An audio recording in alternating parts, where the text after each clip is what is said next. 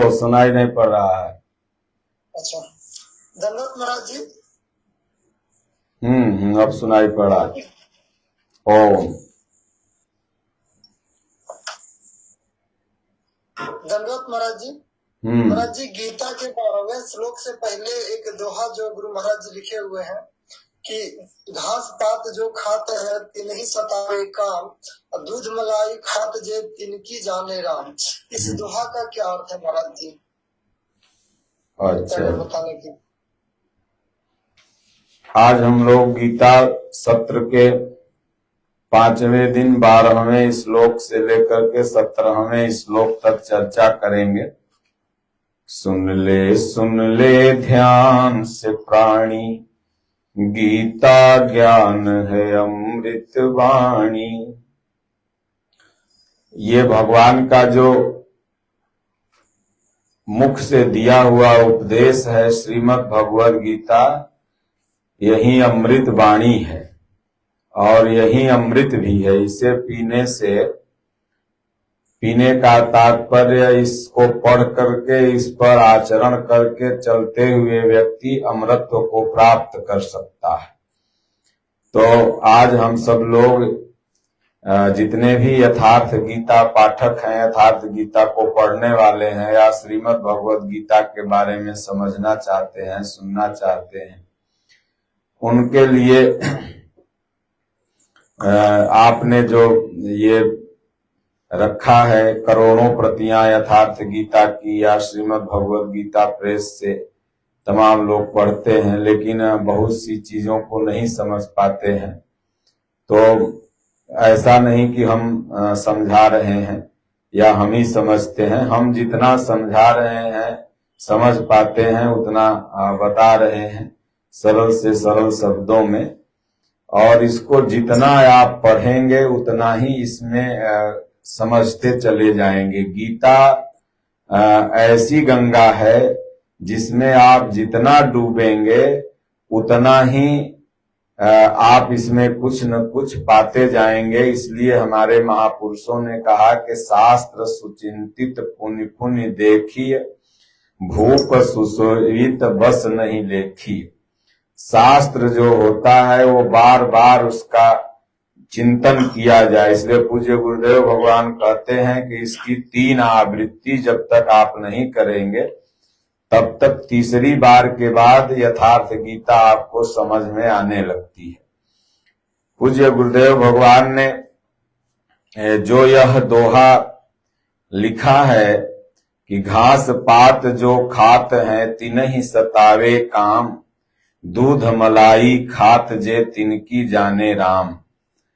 पशु पक्षियों को इंगित करते हुए ऐसा हम लोग समझते हैं कि घास पात पशु पक्षी ही खाते हैं या उन्हें भी काम वासना आती है। काम का जहां नाम आता है हम सब लोग यही समझ लेते हैं कि संभोग की प्रक्रिया को ही काम कहते हैं, जो कि काम का तात्पर्य है इच्छा, कामना। तो कामनाएं जो हैं वो घास पात खाने वालों के पास भी हैं। जैसे घास पात मतलब जो गरीब हैं, जंगलों में रह रहे हैं या शहरों में ही रह रहे हैं, तमाम गरीब ऐसे हैं जो कोई मेढक भूंज के खाता है तो कोई चूहा भूंज के खाता है, कोई घासे पात खा लिया, कोई दूध मलाई भी खाता है। तो दोनों को कामनाएं सताती है। अब कामना माने हम लोग सेक्स समझ लिए या ऐसा समझ लिए, नहीं, कामना माने इच्छाएं। जो गरीब हैं उनके पास भी इच्छा है कि पटना में हमारा घर हो जाए या एक जो घर है झोपड़ी से, ये कामना, काम के अंतर्गत ये संभोग भी आ जाता है। इसलिए मन सहित इंद्रियों को जो बस में करते हैं तो उसी में ये कामनाएं भी वशीभूत हो जाती हैं। तो दूध मलाई खात जे तिनकी जाने राम। तो जो दूध मलाई खाते हैं, बढ़िया से रह रहे हैं, उनकी तो इतनी इच्छा है कि रामेव जी जाने, मतलब के हर मिनट मिनट में ये फोन लॉन्च हुआ तो ये हो जाना चाहिए, तो वो बिल्डिंग खराब हो गई तो तोड़ के, उनकी इच्छा तो रामे जाने। इसलिए घास पात जे खात हैं तिनहि सतावे काम, दूध मलाई खात जे तिनकी जाने राम। तो भगवान उनके मालिक हैं, इसलिए इच्छाओं से जो ऊपर उठ जाए, इसी को कबीर साहब ने कहा, इच्छा काया इच्छा माया इच्छा जग उपजाया, कह कबीर जे इच्छा विवर्जित ताकर पार न पाया। यथार्थ गीता में बहुत से लोगों ने ये प्रश्न किया था, या बहुत से लोग इस प्रश्न का उत्तर जानना चाहते हैं।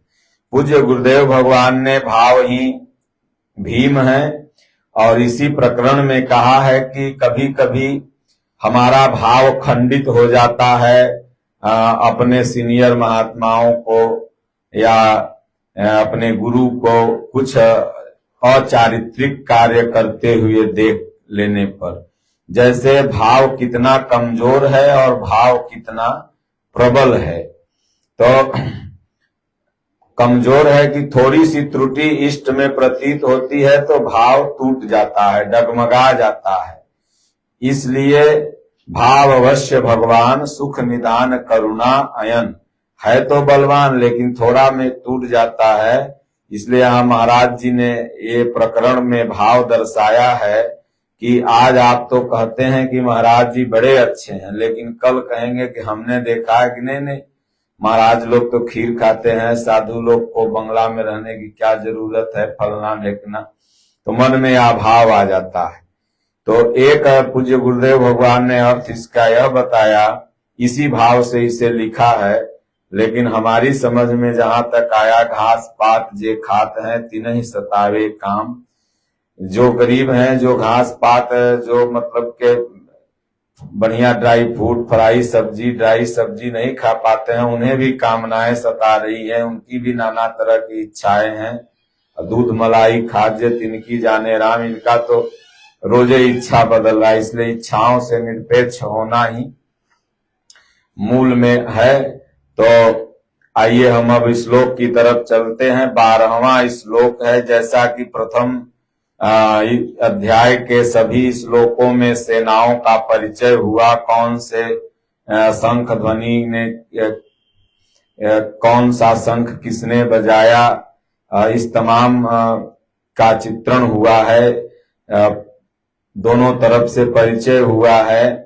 वास्तव में जब साधक साधना करने चलता है तो इस तरह का उसके अंदर भाव आता है जो पहले अध्याय में दर्शाया गया है। तो वो तस्य संजयन हर्षम कुर वृद्ध पितामह, सिंहनादम विनोदोच्चे, सिंहनादम विनोद्योच्चेह, शंखम दधमौ प्रतापवान। इस प्रकार अपने बलाबल का निर्णय लेकर शंख ध्वनि हुई। शंख ध्वनि पात्रों के पराक्रम की घोषणा है कि जीतने पर कौन सा पात्र आपको क्या देगा। कौरवों में वृद्ध प्रतापवान पितामह भीष्म ने उस दुर्योधन के हृदय में हर्ष उत्पन्न करते हुए उच्च स्वर से सिंहनाद के समान भय प्रद शंख बजाया। सिंह प्रकृति के भयावह पहलू का प्रतीक है। घोर जंगल में नीरव एकांत में शेर की दहाड़ कान में पड़ जाए तो रोंगटे खड़े हो जाएंगे, हृदय कांपने लगेगा। यद्यपि शेर आपसे मीलों दूर है। भय प्रकृति में होता है, परमात्मा में नहीं, वह तो अभय सत्ता है। आपने देखा होगा कि नारद ऋषि जा रहे थे, चाहे महात्मा बुद्ध जा रहे थे, तो लोगों ने कहा कि अरे इधर तो डाकू रहता है, आप मत जाओ। तो महात्मा बुद्ध ने कहा भय तो प्रकृति में है, परमात्मा में नहीं है। और पहले तो मैं हो सकता था कि रास्ता बदल लेता, लेकिन अब आप लोगों ने बता दिया तो अब रास्ता बदलूंगा तो कहीं न कहीं से मेरे अंदर भय आ गया। और भय तो प्रकृति में है, परमात्मा में नहीं। अगर परमात्मा मेरे साथ है तो मैं अवश्य जाऊंगा। और गए, उसका हृदय परिवर्तन हो गया। तो इसलिए यही इसका यहाँ पर यही जिक्र है। अतः प्रकृति से निवृत्ति ही गंतव्य का मार्ग है। संसार में प्रवृत्ति तो भवाटवी है, घोर अंधकार की छाया है। इसके आगे कौरवों की कोई घोषणा नहीं है। कौरवों की ओर से कई बाजे एक साथ बजे, किंतु कुल मिलाकर भय ही प्रदान करते हैं। जो आसुरी शक्तियां होती हैं वो भय प्रदान करती हैं। अंदर जब आप भजन करने चलोगे तो भय उत्पन्न होगा, कहाँ खाएंगे, कहाँ पिएंगे, कहाँ रहेंगे, कहाँ सोएंगे, कोई अगर हमें मारने लगेगा तो बचाएगा कौन। तो इसलिए ये जितने भी कौरव पक्ष के लोग हैं ये भय प्रदान करने वाला शंख बजा रहे हैं।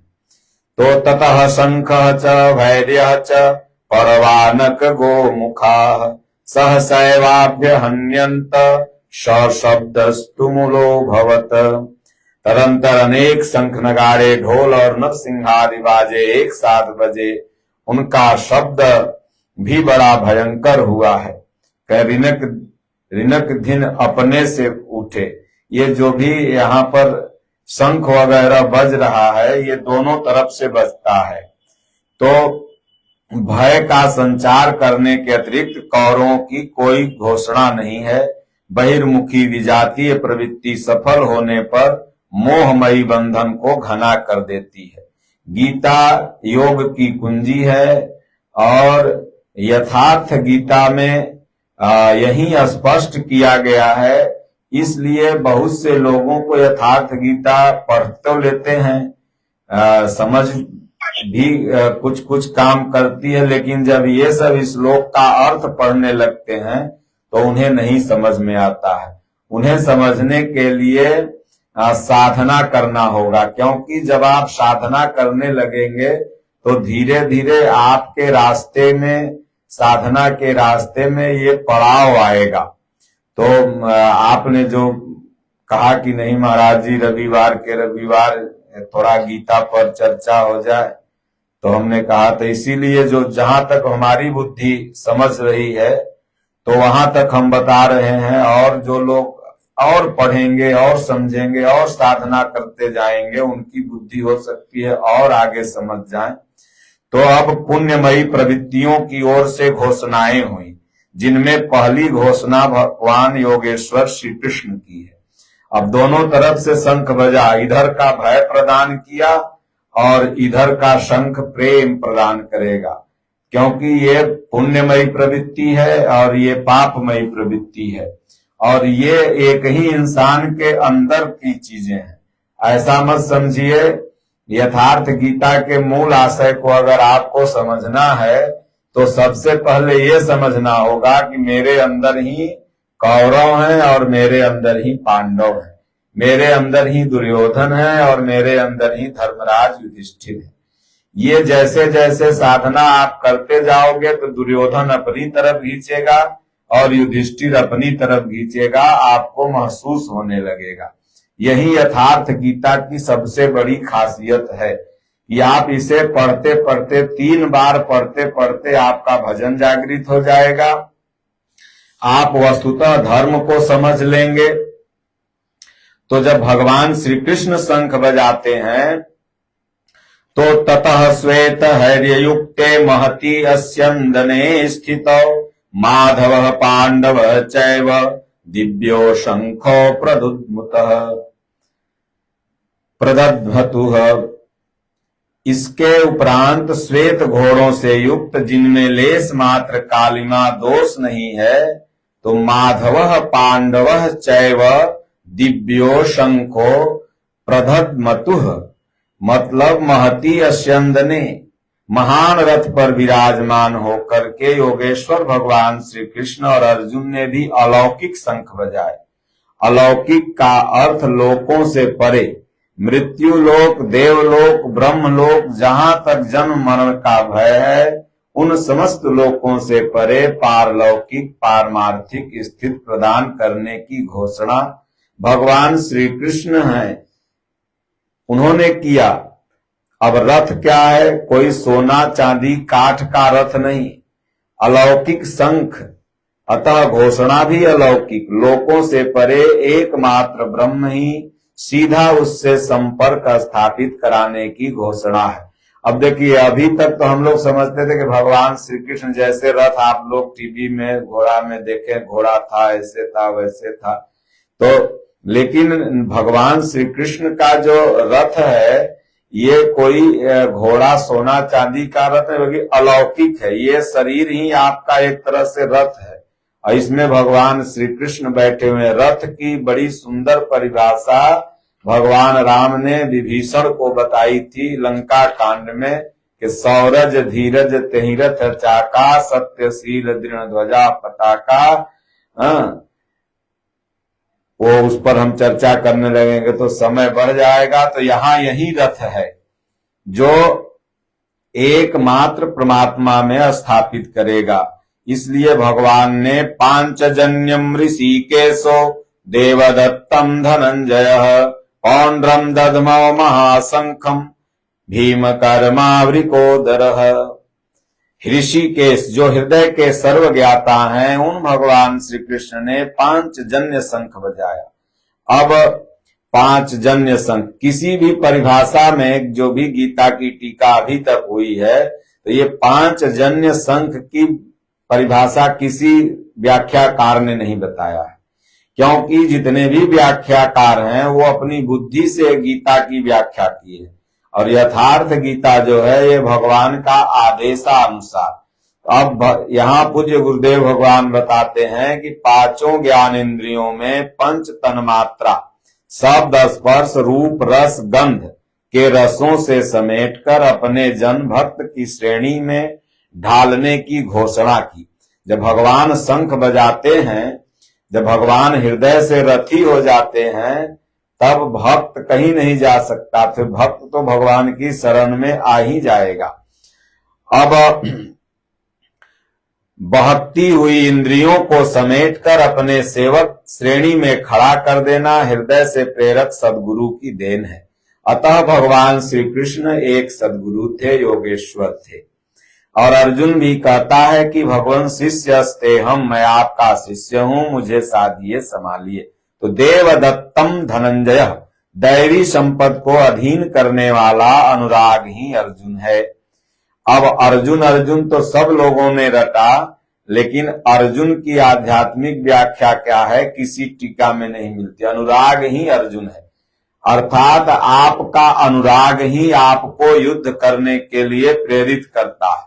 अगर आपका अनुराग है तभी आप संतों का दर्शन करने जाते हैं, अनुराग अंदर उत्पन्न होता है तभी आप गीता पढ़ते हैं, अनुराग उत्पन्न होता है तभी आप इस तरह के सत्संग सुनते हैं, अनुराग उत्पन्न होता है तभी आप महापुरुषों के यहाँ जाते हैं। तो ये अनुराग ही अर्जुन, ये प्रथम है। लेकिन ये अनुराग जब सोचता है कि भाई ईश्वर को पाने के लिए, भगवान को पाने के लिए माया मोह को छोड़ना पड़ेगा, तो आगे आप देखेंगे कि यही अनुराग रूपी अर्जुन कहता है प्रभु अब ये हमसे नहीं हो सकता।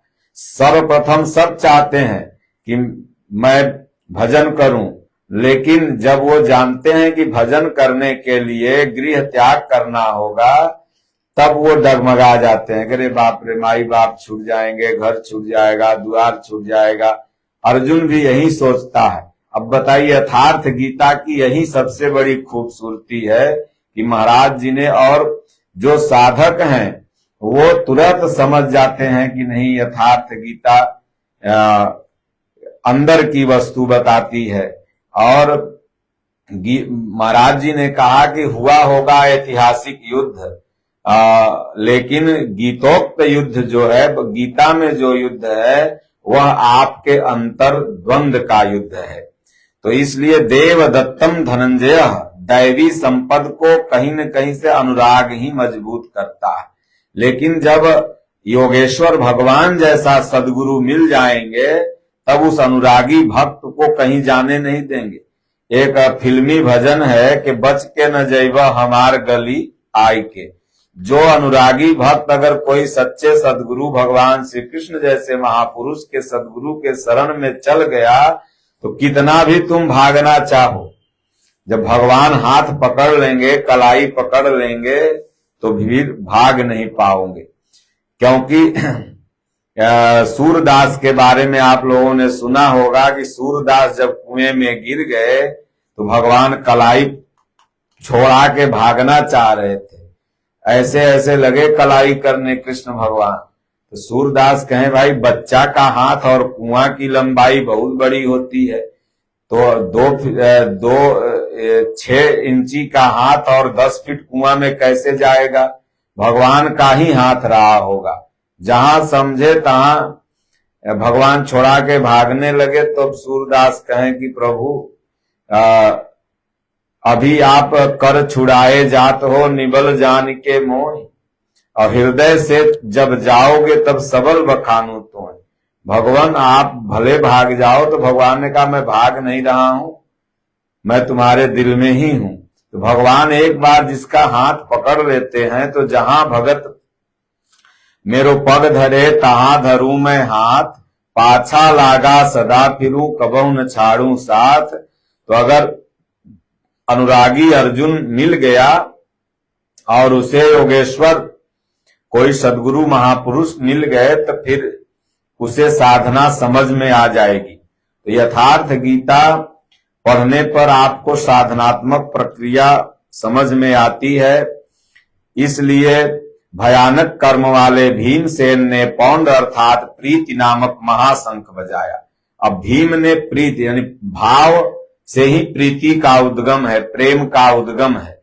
इसलिए भावना प्रीति नामक शंख, मतलब के हृदय में जब तक प्रीति नहीं उत्पन्न होगी किसी कार्य के लिए, जैसे आपको भूख तो लगी हो लेकिन आपके प्रीति के अनुकूल भोजन न हो तो क्या आप खा लेंगे? आपको बहुत भूख लगी हो, अगर आप नॉन वेज नहीं खाते हैं तो अंडा सामने रखा रहेगा तो खा लेंगे। वो प्रीति जब उत्पन्न होगी, रोटी दाल सब्जी मिलेगा तब।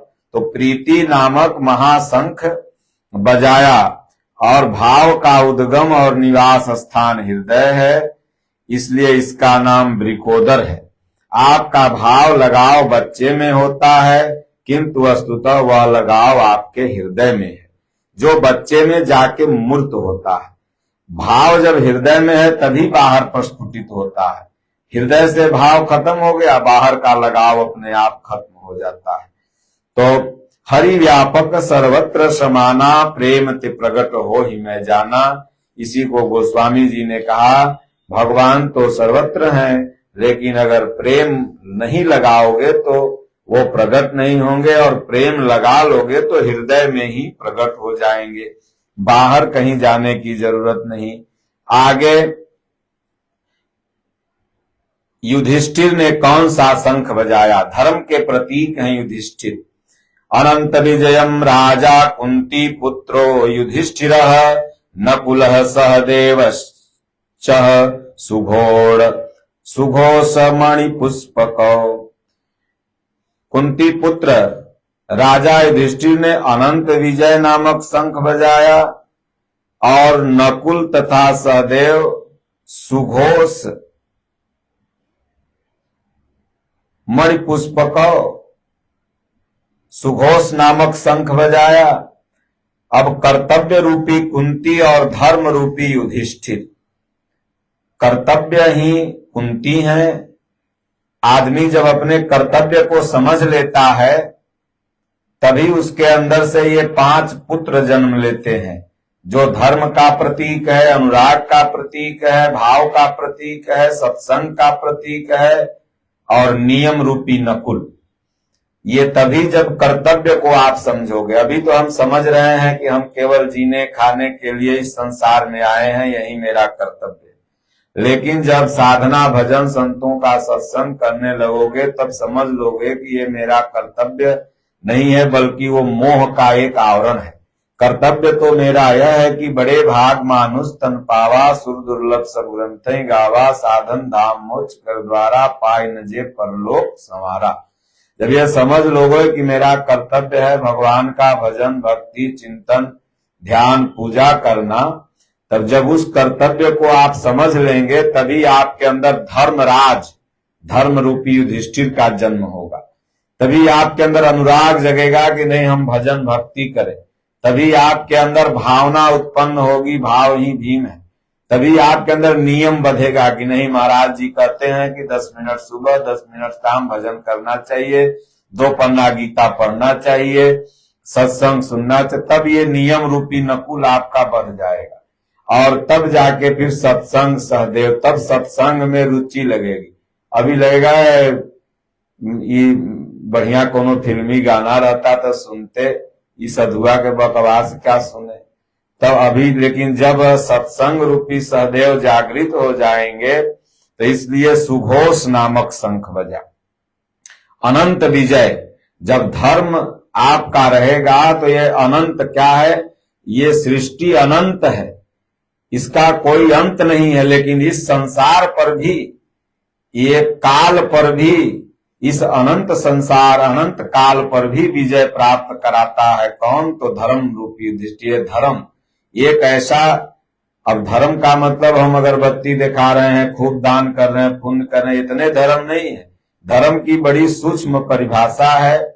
और धीरे धीरे जब आप सत्संग सुनते रहेंगे, सेवा करते रहेंगे, प्रतिदिन गीता का 2 श्लोक 5 श्लोक अर्थ सहित उसका श्रवण करने लगेंगे तो अंदर से ही भगवान बैठ के बताने लगेंगे कि क्या, कौन से दोहे का क्या अर्थ है। कौन, अब कबीर साहब पढ़े लिखे थे, एको तक नहीं पढ़े लिखे थे। क्या नाम है, तमाम महापुरुष अशिक्षित थे, लेकिन ऐसे ऐसे पदों की गूढ़ व्याख्या कर दिया कि आज तक बड़े बड़े प्रोफेसर, बड़े बड़े वाइस चांसलर, बड़े बड़े विद्वान उनकी व्याख्याओं को नहीं समझ पाते। तो इसलिए जब भगवान पढ़ाने लगते हैं अंदर की पढ़ाई, तब आदमी फिर क्या नाम है, वास्तविक पढ़ाई की तरफ पहुंच जाता है। तो इसलिए तेरी हीरा जैसी श्वासा बातों में बीती जाए, बिंदु जी का बड़ा ही सुंदर ये वाक्य है। पूज्य गुरुदेव भगवान ने इसको यथार्थ गीता में संजोया है। ये हमारी और आपकी जो श्वास है, सहदेव ने मणि पुष्पक नामक शंख बजाया। ये श्वास ही मणि पुष्पक है, हर श्वास पर आपका कमांड हो जाएगा। श्वास आई तो ओम, गई तो ओम। जब सत्संग रूपी सहदेव जागृत हो जाएंगे तो सत्संग, फिर हमारी आत्मा सत्य का संग करने लगेगी। तो ये सत्संग जागृत हो जाएगा। जब सत्संग जागृत हो जाएगा तो हर श्वास पर नियंत्रण हो जाएगा, हर श्वास पर नियंत्रण हो जाएगा। तेरी हीरा जैसी श्वासा बातों में बीती जाए, फिर ये बात में नहीं बीतेगी, बल्कि श्वास गई तो ओम, आई तो ओम। इसलिए 17वां श्लोक लास्ट श्लोक है आज की चर्चा का। और उसके बाद आधा घंटा बहुत समय होता है, और फिर अगले संडे को इस श्लोक के बाद हम लोग यथार्थ गीता पर चर्चा कर लेंगे। और यथार्थ गीता साधना की कुंजी है, कोई मनोरंजन की किताब नहीं है जिसको आप पढ़ करके मनोरंजन करें, बल्कि अगर आपको इस अनंत पर विजय प्राप्त करना है, इस संसार में फिर दोबारा नहीं आना है, इस संसार से मुक्ति पाना है, वास्तविक सनातन को, वास्तविक धर्म को, वास्तविक मानवता को या पूरे ब्रह्मांड को वास्तविक रूप से आपको समझना है, तो यह परम पूज्य गुरुदेव भगवान की जो कालजयी कृति है यथार्थ गीता, इसको आप पढ़ करके अपने जीवन में उतार करके समझ सकते हैं। तो कहते हैं कि काश्यः च परमेश्वासः शिखंडी च महारथः दृष्टद्युम्नो विराटः च शातिकः च पराजितः। काया रूपी काशी, अभी तक तो हम लोग समझते थे कि त्रिशूल की नगरी में कहीं काशी है, जहां पर भोलेनाथ विराजमान है। और ऐसी काशी तो उत्तर प्रदेश में है जहां सब लोग जाते हैं, हम भी जाते हैं, आप भी जाते हैं। लेकिन वास्तव में सबसे बड़ी काशी एक काया रूपी काशी है, जिसके अंदर साक्षात भोलेनाथ बैठे हुए हैं। पुरुष जब सब ओर से अपनी इंद्रियों को समेटकर अपने अंदर ही अंतर्मुखी हो जाता है, काया में ही केंद्रित हो जाता है, बाहर वो कहीं भी कुछ नहीं देख रहा है। संतों घट ही में जग उजियारा, इस घट में ही, इस हृदय में अभी हम बहिर्मुखी हैं। अभी हर कुछ बाहर ढूंढते हैं, भगवान को भी बाहर ढूंढते हैं, शांति को भी बाहर ढूंढते हैं और सुख को भी बाहर ढूंढते हैं। अभी हमारी इंद्रियां बहिर्मुखी है, इसलिए हम सबको बाहर ढूंढते हैं। लेकिन जब आप काया रूपी काशी अपने अंदर ही अपने मन को केंद्रित कर लेंगे तो परमेश्वास परम ईश का वास का अधिकारी हो जाता है। फिर भगवान को, सुख को, ईश्वर को, सबको अपने हृदय में ही आप ढूंढ लेंगे। तो परमेश्वासन का अर्थ श्रेष्ठ धनुष वाला नहीं बल्कि परम धन ईश धन वास। तब आपके अपने अंदर ही देखेंगे कि मेरा जो ईश्वर है, मेरा जो परमात्मा है, मेरा जो साईं है, वो मेरे अंदर ही है। शिखा सूत्र का त्याग ही शिखंडी है। आजकल लोग सिर के बाल कटा लेते हैं, सूत्र के नाम पर गले का जनेऊ हटा लेते हैं, अग्नि जलाना छोड़ देते हैं और कहते हैं कि हम हो गए सन्यासी। सन्यास के लिए इतना ही पर्याप्त नहीं है। यह तो सन्यासी की वेशभूषा है, एक स्थिति है। लेकिन अगर आपको वास्तविक सन्यासी बनना है तो शिखा लक्ष्य का प्रतीक है और लक्ष्य है परमात्मा। आपको वहीं पाना है और सूत्र है संस्कारों का। लेकिन परमात्मा कब मिलेंगे? जब ये संस्कार, नाना तरह के जो कुसंस्कार हैं या संस्कार हैं, ये दोनों कट जाएंगे, तब जाकर के ये शिखा रूपी सूत्र, ये जो लक्ष्य आपके भगवान हैं, वो मिल पाएंगे। तो परमात्मा को प्राप्त करने की विधि ही ये शिखा और सूत्र। शिखा मतलब अपने लक्ष्य को पाना, सूत्र है संस्कारों का, इसे काटना। जब तक आपके संस्कार आपके साथ हैं तो आप त्याग कहां किए, संन्यास कहां आपका आया। जब प्राप्तव्य प्राप्त हो जाए, पीछे हुए लगे हुए संस्कारों की डोर कट जाए, ऐसी अवस्था में भ्रम सर्वथा शांत हो जाता है। इसलिए शिखंडी ही भ्रम रूपी भीष्म का विनाश करता है। शिखंडी चिंतन पथ की विशिष्ट योग्यता है, महारथी है। अब दृष्टद्युम्न दृढ़ और अचल मन तथा विराट, सर्वत्र विराट ईश्वर का प्रसार देखने की क्षमता आ जाए। विराट का मतलब कि हर जगह एक ऐसी स्थिति आएगी साधना करते करते जहां ईश्वर ही ईश्वर दिखाई देंगे, भगवान ही भगवान। दुश्मन में, मित्र में, स्वर्ग में, नरक में, जहां देखेगा ईश्वर ही दिखाई देंगे। सत्य चिंतन की प्रवृत्ति अर्थात सात्विकता यदि बनी है तो कभी गिरावट नहीं आने पाएगी, इस संघर्ष में पराजित नहीं होने देगी।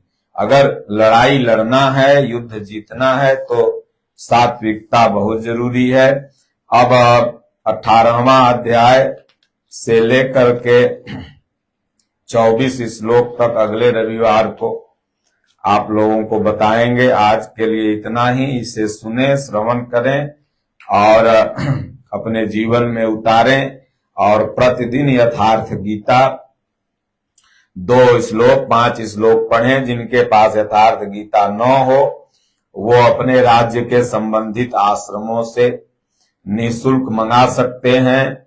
निःशुल्क हम सब लोग जहां जाते हैं बांटते भी हैं, वहां भी आप ले सकते हैं। और नहीं तो आप हमारे श्री परमहंस आश्रम की ऑफिशियल वेबसाइट www.यथार्थगीता.com पर जाकर के निःशुल्क ऑर्डर करके फ्री बुक ऑर्डर कर आप अपने संबंधित पते पर मंगा सकते हैं और उसको आप 2 पन्ना 4 पन्ना पढ़िए तो आपका कल्याण हो जाएगा। मनुष्य शरीर मिला हुआ है, संत सदा उपदेश बतावें, घट अंदर दीदार लखावें। तो बोलिए श्री सद्गुरुदेव भगवान की जय। ठीक है।